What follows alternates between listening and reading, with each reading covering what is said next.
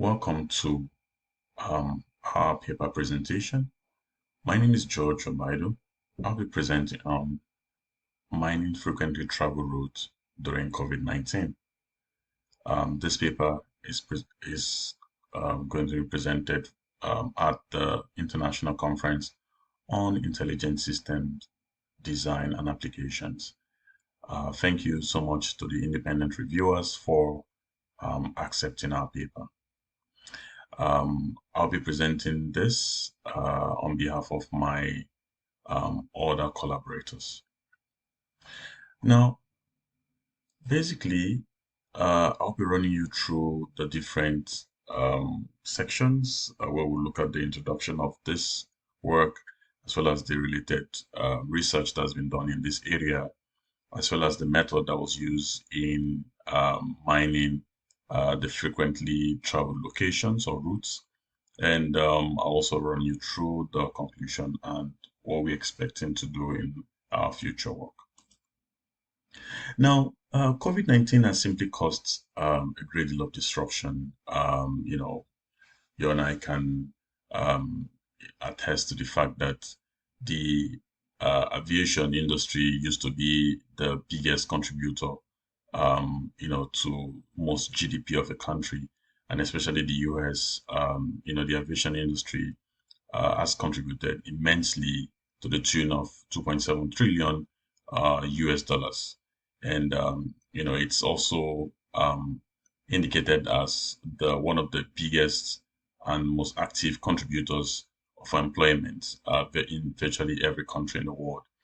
And with the advent of COVID-19, this has caused a number of disruptions to the aviation industry, and travel restrictions have been put into places by the government just to restrict and to curb the spread of the virus. And this has limited commuting or traveling from one place to another. Now, what was the motivation behind this work? So we are more interested in finding or assisting airline and travel operators to be able to find ways of adjusting their prices to meet present demand, as well as also find best routes with travel cost estimation, and also find ways the airline can, or airline operators can also tailor their prices to meet the current demands which we are currently experiencing. And one major approach that we proposed was to simply use, this a very popular associative pattern mining algorithm, which is an unsupervised machine learning algorithm called the Apriori. So we simply use that in this work to be able to mine routes that are frequently traveled in a given data set. And we hope that airline operators can simply leverage on this to be able to create travel discounts as well as packages for its commuters.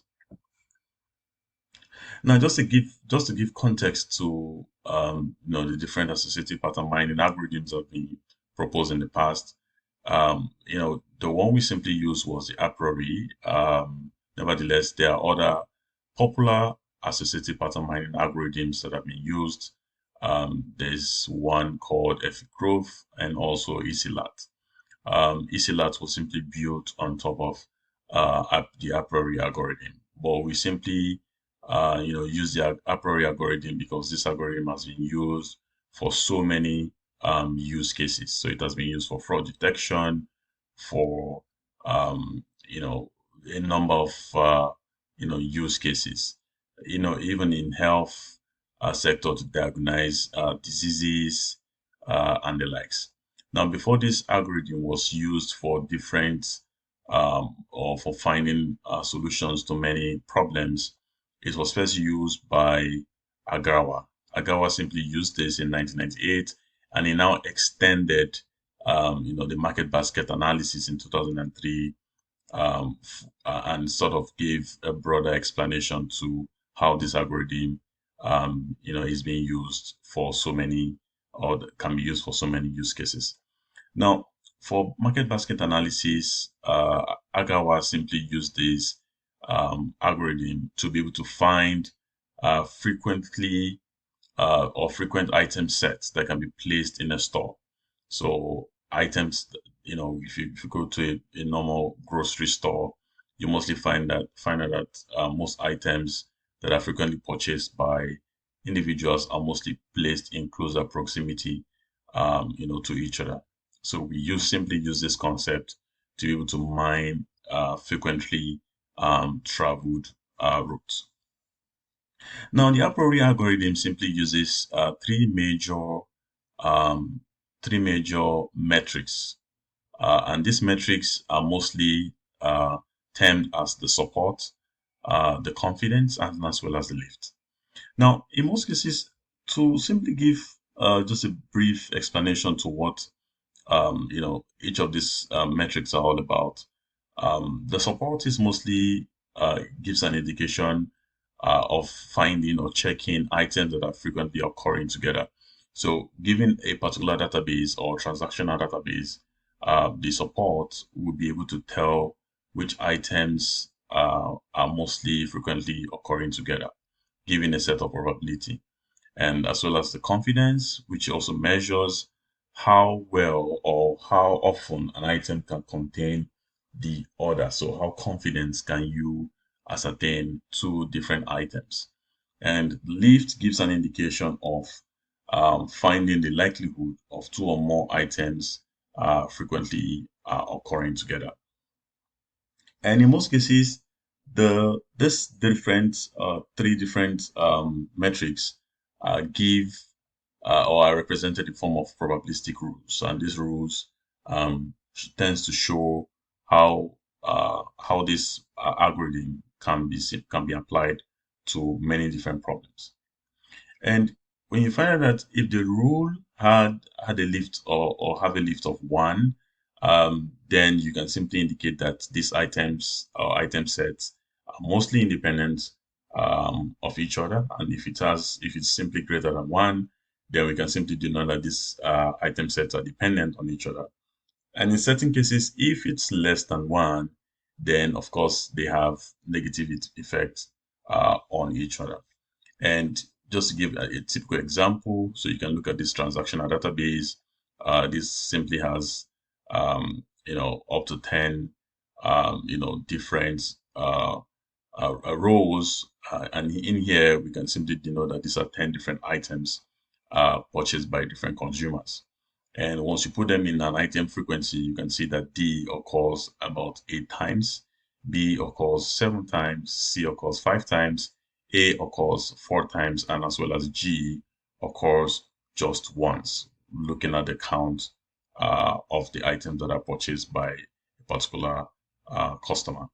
Now, if you look at the rule evaluation, this rule evaluation are simply denoted in a form whereby we denote support as the frequency rather of D and F over the number, which is 10.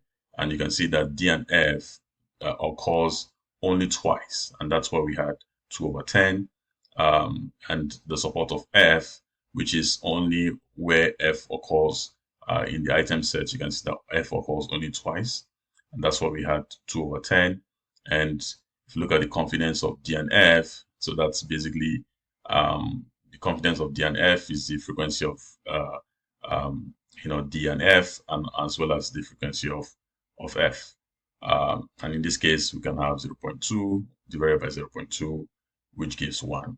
And to get the lift is simply denoted as 1 over 0.2. So the lift is basically the confidence of X, Y, or D and F over the confidence or the expected confidence. And in this case, this expected confidence is simply the expected confidence or the confidence rather, or the support rather of F. So that's why we had 0.2.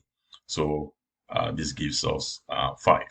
And simply here we can denote that these items are mostly dependent on each other because the lift is simply greater than 1. And for our use case, we simply use that on the Skytrax dataset. And this dataset simply mostly it has about 1004 travel information. We simply scrap this data, and it ran between the period of 2020 to April 2021. And here you can see the different destinations that are mostly traveled by commuters. And the when we ran the algorithm, we first got the frequency plot where we had the 20 most traveled locations. And in this case, we got London, which shows the most traveled location, followed by Amsterdam and Istanbul. So you can see the first 20 represented.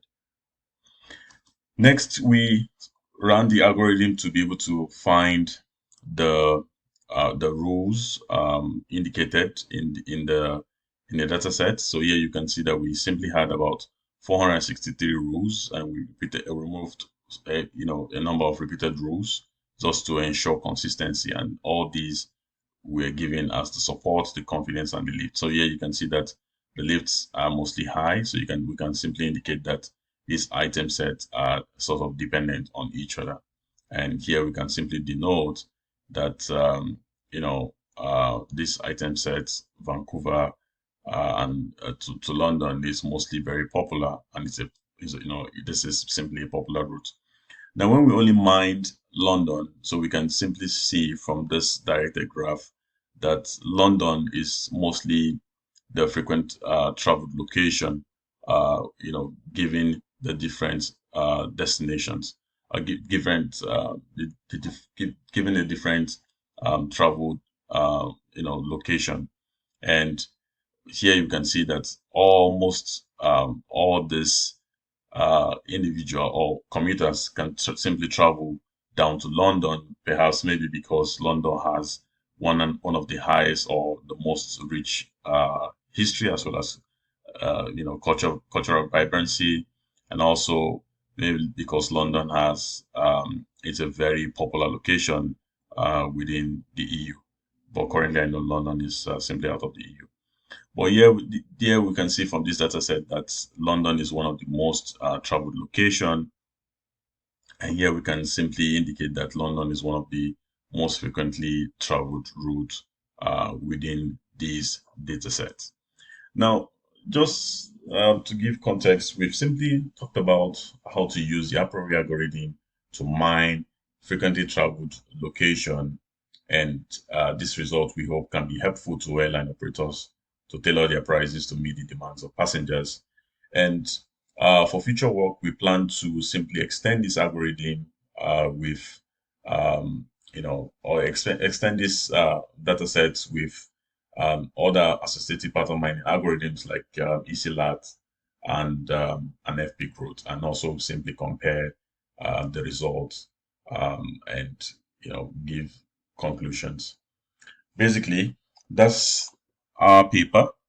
Thank you so much. We would be expecting questions after the conference. Thank you so much. Happy to attend to your questions.